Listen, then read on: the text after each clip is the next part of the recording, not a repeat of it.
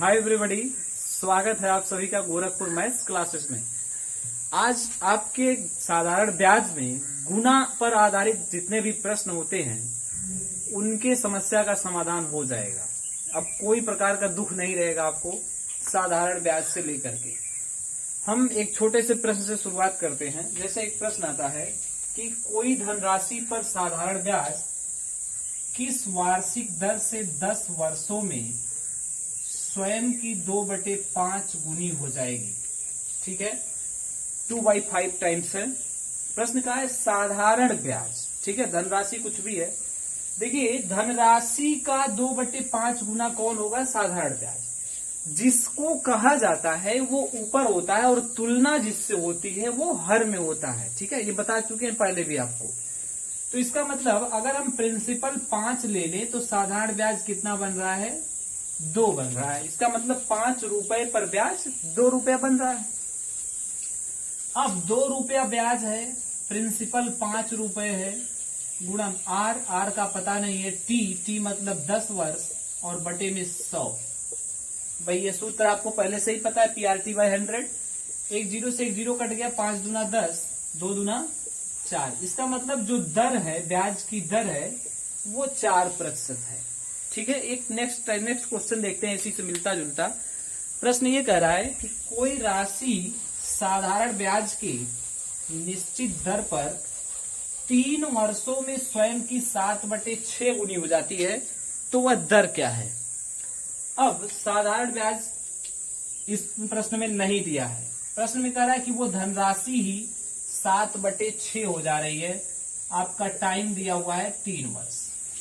ठीक, हम आपको बता चुके हैं जब साधारण ब्याज का जिक्र ना हो प्रश्न में तब वो मिश्रधन होता है। अब देखिए, ये आपका हो गया प्रिंसिपल और ये हो गया अमाउंट, क्योंकि इस प्रश्न में साधारण ब्याज की चर्चा नहीं है। इसका मतलब ये आपका मिश्रधन है, ये मूलधन है। अब अगर 6 रुपया 7 रुपया बन रहा है तो इसका मतलब ब्याज कितना मिल रहा है? एसआई 1 रुपया मिल रहा है और एसआई बराबर PRT/100। तो 1 बराबर P का मतलब 6, R का पता नहीं, T 3 वर्ष है, बटे में 100 का तिरछा गुणा कर ले, चाहे 2 से काट लें। आइए हम बाद में काटते हैं। तो R बराबर हो जाएगा 100/18, जिसका मतलब होता है 50/9, यानी कि 5 सही 5/9%। यानी कि वो दर होगा 5 सही 5/9%। बहुत ही बढ़िया प्रश्न है, ऐसे प्रश्न आते हैं अक्सर वनडे एग्जाम में। अगला प्रश्न है, कोई धनराशि साधारण ब्याज की किस वार्षिक दर से 1/4 वर्ष में स्वयं की 41/40 गुनी हो जाएगी? इस प्रश्न में भी साधारण ब्याज का जिक्र नहीं है और समय है 1/4 वर्ष। उसी तरह आप कैलकुलेट कर सकते हैं। आइए देखते हैं कैसे होगा। तो देखिए, ये अमाउंट हो गया, ये प्रिंसिपल हो गया, तो ये साई बना 1 रुपया। 40 से 41 हुआ, मतलब 1 रुपया ब्याज मिला है। PRT P का मतलब फिर 40, R का पता नहीं, T का मतलब है 1/4 और बटे में सबके 100। एक जीरो से एक जीरो कट गया, 4 से 4 कट गया, 10 का तिरछा गुणा, यानी वो ब्याज की दर कितनी होगी? 10% होगी। क्लियर है? अब थोड़ा सा चेंज करते हैं क्वेश्चन को। प्रश्न ये कह रहा है कि किसी धन पर साधारण ब्याज स्वयं का 1/9 गुना है। यदि ब्याज और दर के संख्यात्मक मान बराबर हो तो दर क्या है? आइए देखते हैं। इस प्रश्न में देखिए, हम आपको एक पहले सूत्र बताए थे कि परसेंटेज एसआई बराबर होता है, प्रतिशत एसआई बराबर R इंटू टी। R का मतलब रेट ऑफ इंटरेस्ट, T का मतलब टाइम। ये प्रतिशत एसआई है, प्रतिशत ब्याज है।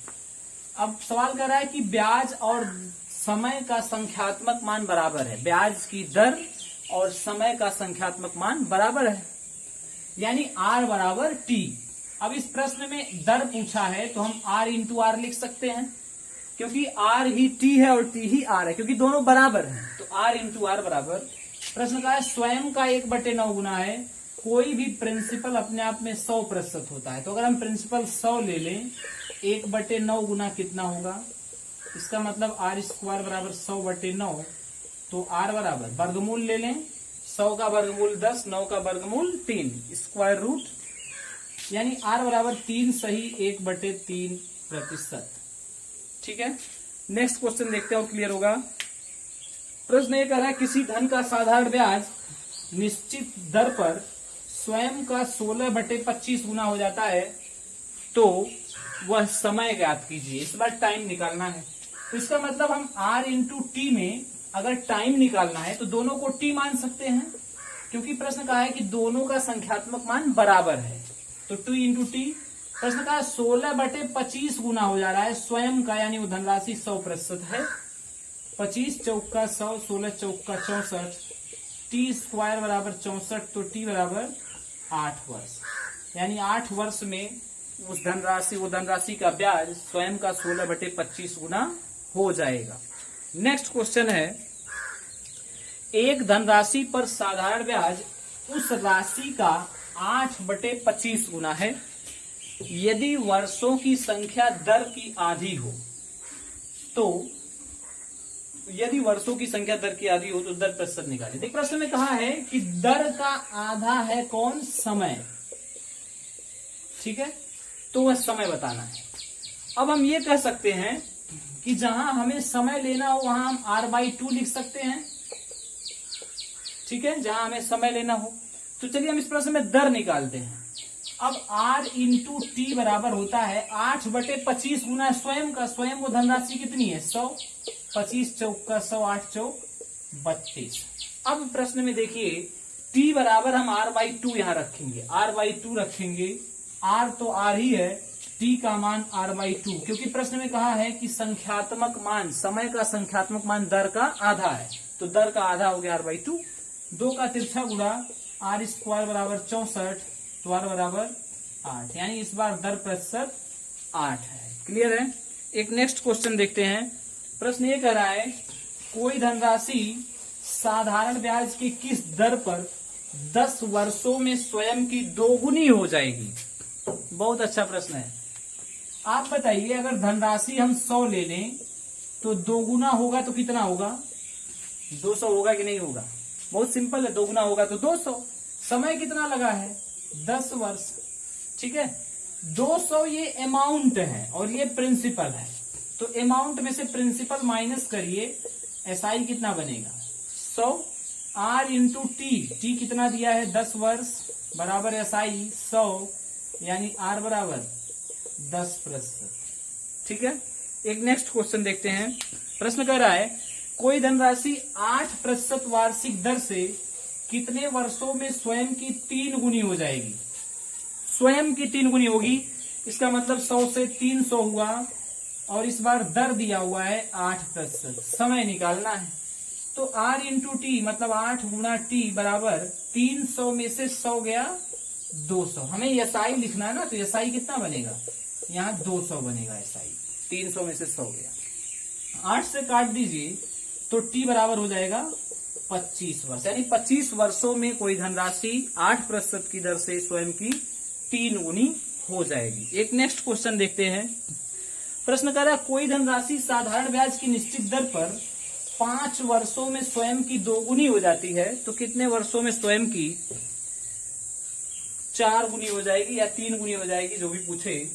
देखिए प्रश्न कहा है 5 वर्ष में 2 गुनी हो रही है, 2 गुना हो रहा है। ठीक है, चलिए 2 गुना लिख दे रहे हैं। अब ध्यान दीजिए, इस प्रश्न में हम एक छोटा सा आपको लॉजिक बताते हैं, उससे बहुत जल्दी होगा। 100 वाले रूल से भी आंसर आता है, लेकिन जो हम बता रहे हैं उस पर ध्यान दीजिए तो और जल्दी होगा। जैसे मान लीजिए वो धनराशि P है। क्या? धनराशि P है, 2 गुना जब होगा तो 2P होगा ना। समय कितना लग रहा है? 5 वर्ष का। आपसे पूछा है कितने वर्षों में 4 गुनी होगी, तो P से कितना होगा? 4P। अब आप बताइए, यहां आइए, P से 2P हो रहा है, यानी ये अमाउंट है। मिश्र धन में से मूलधन घटा दीजिए तो एसआई कितना बनेगा? P। ठीक है, अब यहां देखिए एसआई कितना बन रहा है? 4P में से P गया, एसआई बना 3P। पहले ब्याज जब सिंगल P था तब 5 वर्ष लगा, अब जब ब्याज 3P है यानी P में कितने का गुणा हुआ है? 3 का, तो समय में भी उतने का ही गुणा कर दीजिए। 5 तिया 15, यानी 15 वर्ष का समय लगेगा। क्लियर है। P से 2P हो रहा था, SI बना P।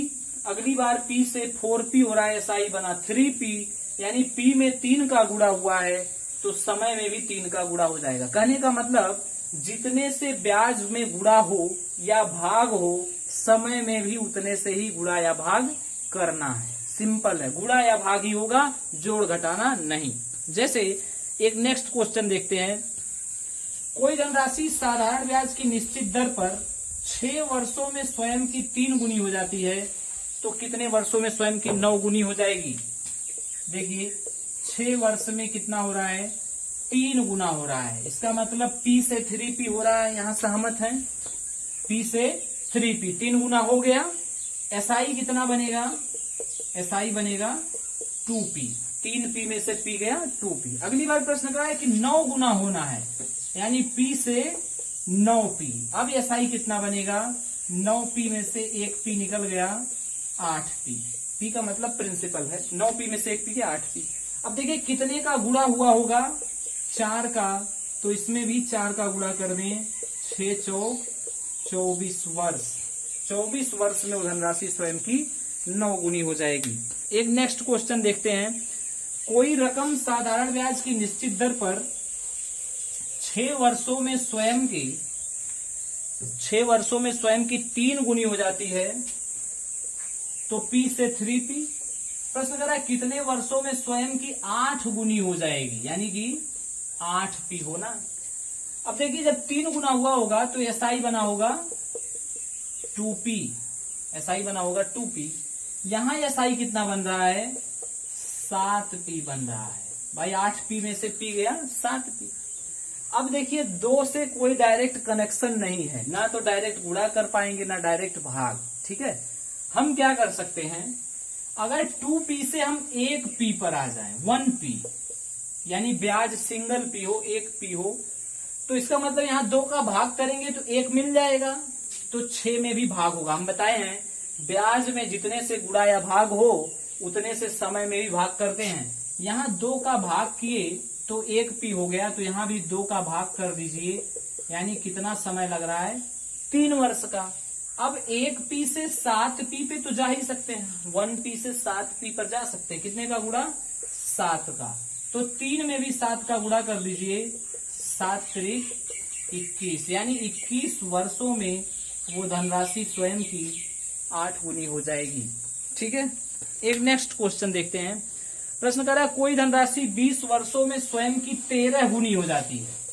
अब आप बताइए 13 गुना 20 वर्ष में हो रहा है, यानी P से 13P हो रहा है, 13 गुना हो रहा है। इसका मतलब समय है 20 वर्ष का। SI कितना बनेगा?